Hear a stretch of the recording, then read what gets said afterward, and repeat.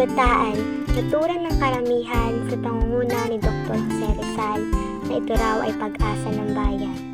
Ngunit tila yata ito'y kabaliktaran.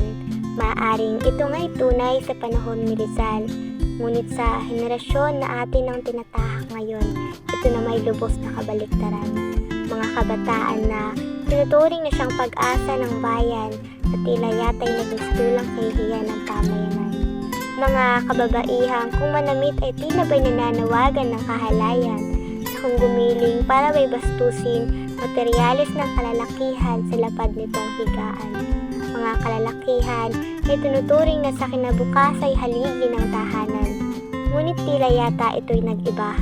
Sa ating henerasyon, ang kalalakihan ay naging stulang haligi ng hiyas ng mga kababaihan.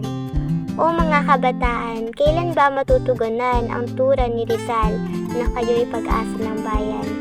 O aking kapwa, ating namang patunayan na tayo'y pag-asa ng ating pamayanan at hindi lang kahihiyan. Ating ituwid ang hindi makatuwid na siya namang pananaw ng karamihan na tayo ay isang sangkap lamang ng pornografiya.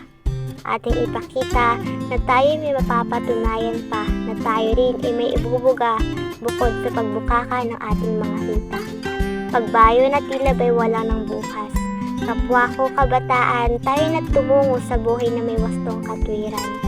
O teka, sandali lamang aking mangbabasa. Ako po'y hindi nang huhusga. Ito po'y isa lamang tula na ukol lamang sa katotohanan na batid ko hindi rin lingid sa inyong kaalaman.